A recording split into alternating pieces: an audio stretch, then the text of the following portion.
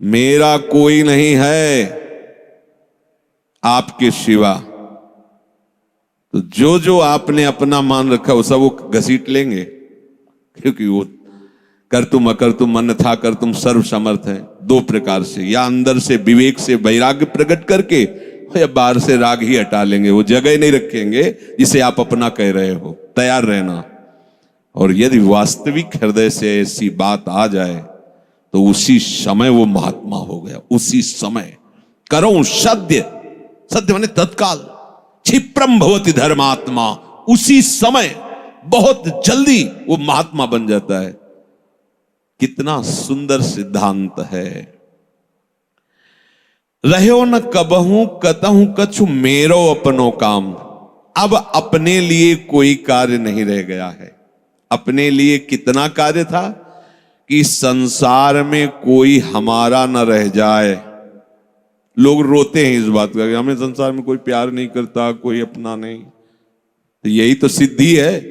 आओ इधर, हमारे मार्ग में ये लाभ है कि कोई हमें प्यार न करे।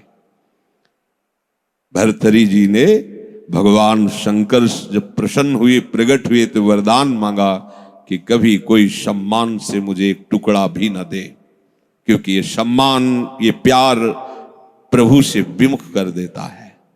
देखो हम जी तुम्हारे बिना जी नहीं सकते, तुम चले गए तो मेरा क्या होगा। अब वो उसकी बात में ही समझो तुम्हें कितना प्यार कर रहा है। वो क्या कह रहा है? तुम चले गए तो मेरा क्या होगा। ये प्यार है। क्या सोच रहा है वो? मेरा क्या होगा। बस पकड़ लो, कोई तुम्हारा नहीं। कोई तुम्हें जो बहुत प्यार करता हो उसकी बात सुनना, उसमें आप अगर विवेक जागृत है तो उसमें गंध मिलेगी केवल स्वार्थ की, केवल स्वार्थ की। कहीं किसी कोने में तुम्हें प्यार नहीं मिलेगा। पूरी प्यार की जो स्वांग भरी वृत्ति है उसमें केवल स्वार्थ नृत्य कर रहा होगा, केवल वासना नृत्य कर रही होगी, केवल कामना का तांडव होगा। बस विवेक से देखना। अगर विवेक नहीं तो सब फंसे हुए तो उसी में है। प्रभु कह रहे हैं कि जब साधक भगवद आश्रय नहीं लेता तो कहीं ना कहीं उसके हृदय में भोक्ता और कर्ता भाव बना रहता है, अहंकार के कारण। फिर वो विषयों का चिंतन करता है। बहुत ध्यान देने योग्य बात है। विषयों का भोग तो बाद की बात है। हमारी दुर्गति का प्रधान कारण विषय चिंतन है। इसलिए भगवान ने कहा है कि जो मेरा चिंतन करता है निरंतर, उसके लिए मैं सुलभ हो जाता हूं। अनन्य चेता सततम यो माम स्मरति नित्य साहा तस्याहम सुलभा पार्थ। मैं उसके लिए सुलभ हो जाता हूं। अब यहां ध्यान देना है कि विषय क्रिया नहीं हुई, लेकिन केवल चिंतन आपके हृदय को बर्बाद कर देगा। इसलिए कहा गया कि एक क्षण भी भगवत चिंतन छूटा तो हानि हो गई।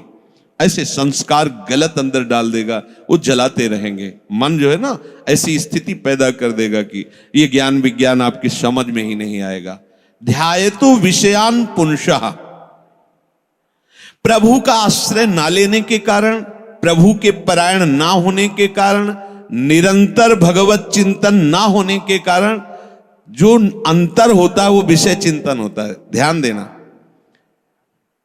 दीर्घकाल निरंतर सत्कार सेवितो दृढ़ भूमि।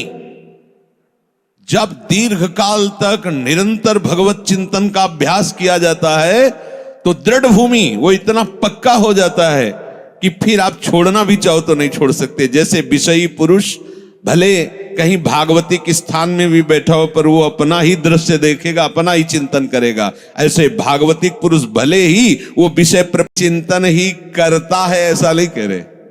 स्वाभाविक होता है विषय चिंतन उससे, क्योंकि भगवत परायण नहीं है, निरंतर भगवत भजन का अभ्यास नहीं किया तो होगा क्या?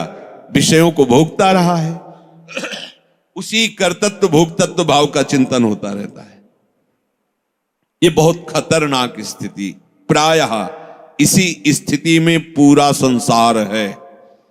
बैठे बैठे बस वही चल रहा है। ये किया वो करूंगा, ऐसा बना लिया वैसा बना लूंगा, अब इतना ऐसा हो जाए फिर वैसा हो, और ये सब का सोचते सोचते काल आ गया मृत्यु, शरीर छूटा। अब जो सोच रहा था, जो सोचा उसके परिणाम से दूसरी योनि मिली। बस यही चक्र चल रहा है।